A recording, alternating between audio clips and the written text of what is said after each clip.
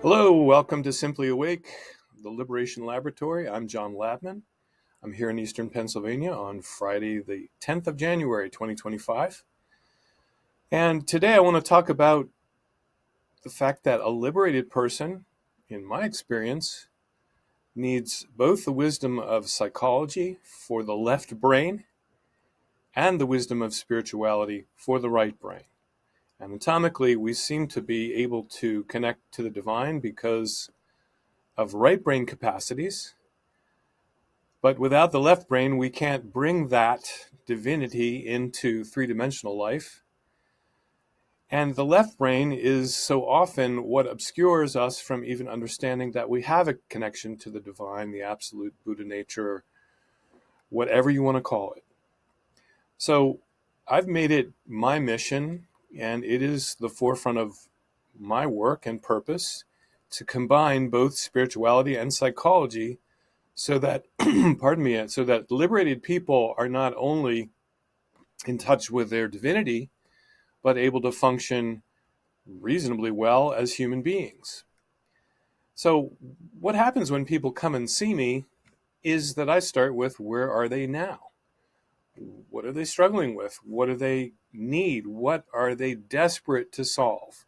What is driving them crazy? Not literally crazy like they should be in an asylum, but what really makes them stressed out and desperate every day? What problems can they just not resolve?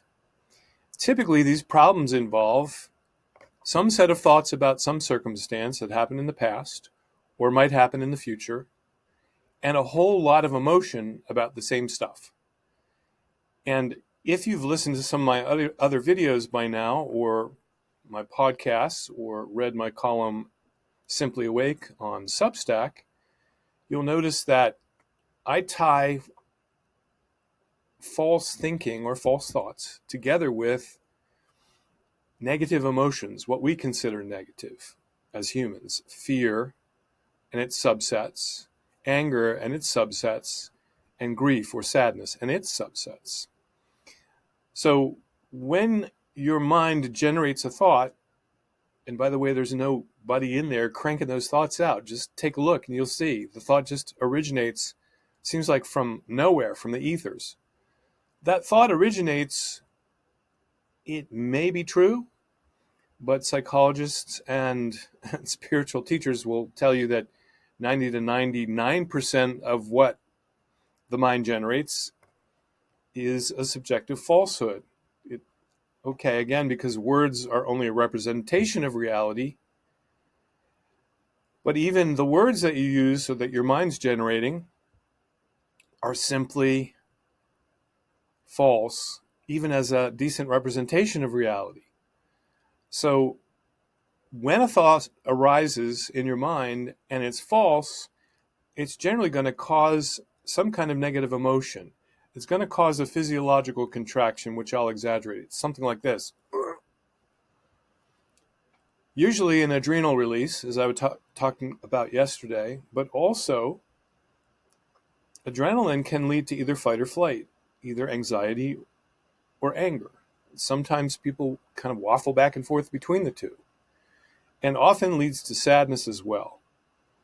Because if you think, oh my God, the whole planet is going to go up in flames, just like is happening in the Los Angeles area, then, of course, not only are you empathetic with the people in LA who've lost their homes, but you're also worried about your own skin suddenly, as if a fire is going to arise everywhere in the world all at once. Now, that's an exaggeration of what your mind will do, but your mind is very capable of doing just that.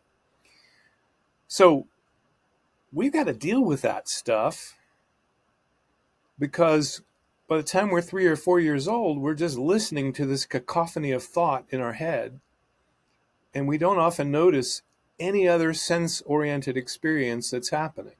This is prevalent, and when you add this to this, then you're just inundated with, I'm going to say it, with bullshit words, with nonsense, not sensory-related material. You're inundated with it to the point where you never have access to the part of you that can experience God or the divine or the absolute or whatever you want to call it. So I think this approach is quite unique. I call it Simply Awake because eventually it's simply obvious that you're awake and that that awakeness has been hidden by all this stuff that's being generated over here on the left side of your brain and all these emotional reactions, most of which are useless because they're based on lies. Yeah, emotion is energy in motion, and that's great if you're responding to somebody stepping on your foot and screaming and running away, or moving them off of you. Not so great if that emotion is coming from, and it still feels the same, by the way, it still feels like real emotion, coming from some thought that, oh my gosh, the entire planet's going to burn down just like is happening in LA.